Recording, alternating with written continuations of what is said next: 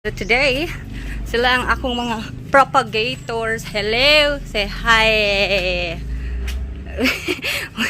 Where are we going? Mag-alsa mi og yuta, guys. What's that? Baka manure? Baka manure! Yeah! We'll put it here. What, buddy? Plant buddy. Propagator. Let's go. Asan ang tatong nagawas day? Na mo na sila yung mga yuta itom. Available na amo ang yuta itom na garden soil, and we have coco peat as well.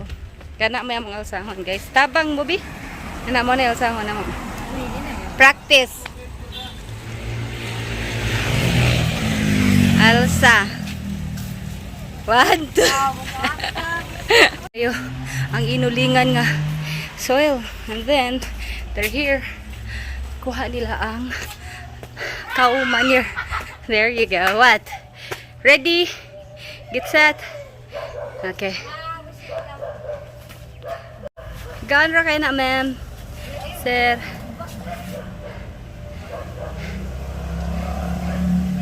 Repotting Alocasia. Okay, very good. No, diba? Kadaog sila na. Kadaog sila. Ada. Nakusgan kayo na sila, mga Amazon girls. The coco peat is there. And last one will be pasi. That's coco peat. Okay, coco peat ready. And then pasi. Wait daw, guys. So guys, this is the lesson why you don't hire models in the garden, huh? They seem to be, oh, you know, it's so dirty and then so heavy. It is. No. That's coco peat. Ito siya. Yeah, bigo katunga palihog day. Coco peat dito sa kana mismo for the mix. Katunga lang siya kay gamay ra may need ana. Yeah, it is basa. That's about it. See, that's how you look. Coco peat is available also for only $3.50 per sack. And you look. Thank you. Go. So, ready na rice hull or pasi. And then black soil. And then this brown, this is the coco peat. And the cow manure. Tayo sa baka. So, to mix everything, ang amount of soil is 60%.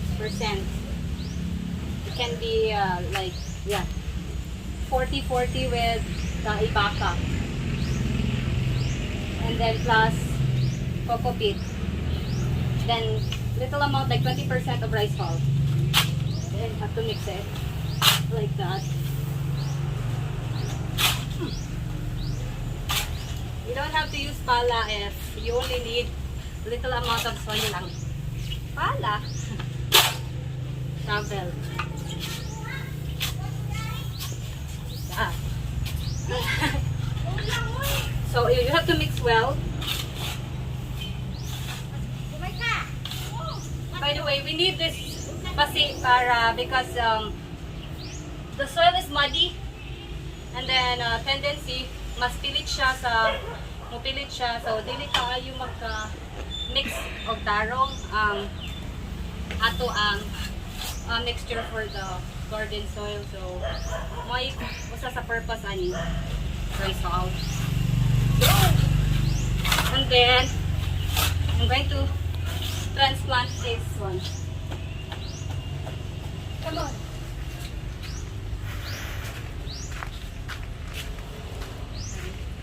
Variegated Alocasia. Huh? That's 5 feet. We're going to transplant 3 pot here. And that's fiber stone cast. So soon as your soil, mixed soil is ready, and then you're ready to put the soil and then the plant. Okay. There you go. Now it's ready. Oops! Cut! Ang plant, kaya ready na siya i-pot soon as your soil is ready. Mixed na siya. Excuse me. Ito na siya na. May baby baboys. Samok-samok. Before they, so empty siya, empty sa fiber stone casts. Empty. And then rice hull, look at this. Muna siya first layer na mo usually kay para easy to drain the water kay sometimes ang soil, kung soil alone kay magpilit siya no and then maglisod og drain. And delikado na sa plant ka malata kung dili maka-drain ato sa passage sa water. Okay? So, focus diri.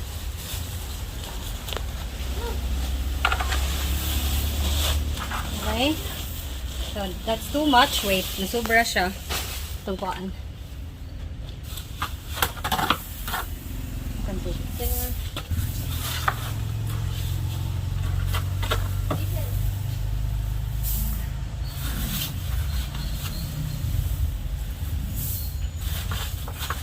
So that's it. That's the layer. And then we put the soil.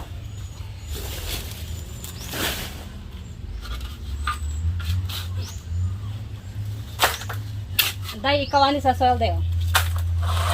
Kaya ako kamuton. Ikaw na ko te? Oh, so dila. Sudley. Ari Japon? Yes.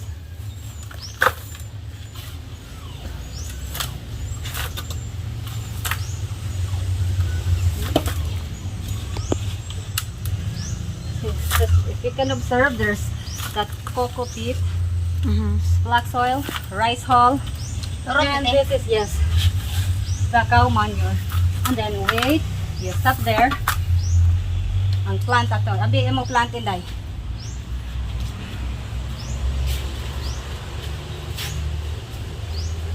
Ready? This is big. Okay. Oh my God. Ready? Ako iya buhay mo kawan ng liyong ha. Oops. Oops, sinay. Kawan mo ang green. Paapat. Ready? At ipatong doon. Paapat ha. Okay. So that's it. And you have to fill it with soil. Actually, the soil is not enough yet, so you have to adjust. Oh, nice. Okay. Again.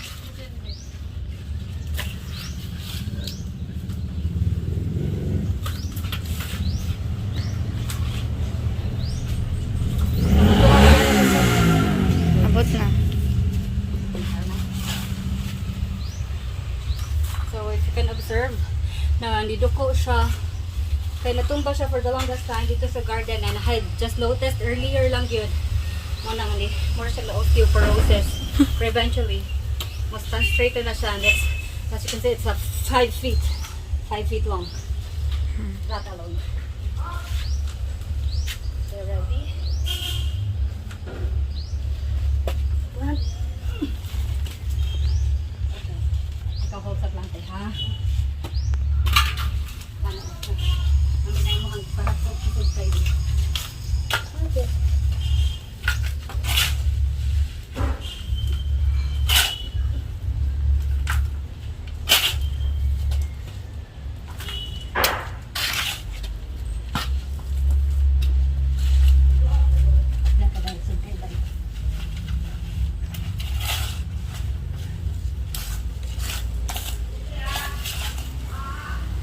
So, planting is fun. It's therapeutic for me. Let's go plant. Yeah, it's good to plant especially when you're so daghan kay red ants. So look at this, the plant. 4 feet long, just like her. So let's go diha kay. Asa ko asa kani? Ay, paduli mo hot drink kay. Kind of heavy. Ouch. Ouch. Bugot. Okay, red. Dahil dari na lang kada kita. Kaya daghan kay red ant, nangidang kita ni. Ato ka sa plant mo, at least ha, ako'y mo ang ready. Okay. Oh, daghan. Look at this. Come here. Come a little closer. Look at the roots. That is so healthy, well rooted. So we're just repotting it. Repot. So naghad kayo lamiga sa muang cow manure. So kind of alright. Ouchie. Oh, daghan. Naalam mo translate. Wait. Well, that's okay. Let's go. Stand up ko na, babe. 4 feet long. Sige, thank you. Ouch, ito na gawin kasi. Ano siya? Baka siya. Okay. We'll finish that later kay para mag-settle down ang red ants. Come here. Let's go. Thank you. Yeah, it's good to plant especially when your ladies helper are model. Yeah, sexy. Can I say that's it for today? And look at, observe that soon. And thank you, cameraman. We'll stand straight na siya eventually. Thank you, ladies. Yeah, I'll have to put like stand. Di ba natin pole dito? You get one pole. Itong coconut pole. So this is the variegated. Kaya natumba siya. Unya, wala ko na notice karon lang. Pero you will see. She's very beautiful eventually. Yeah. Thank you. Bye-bye.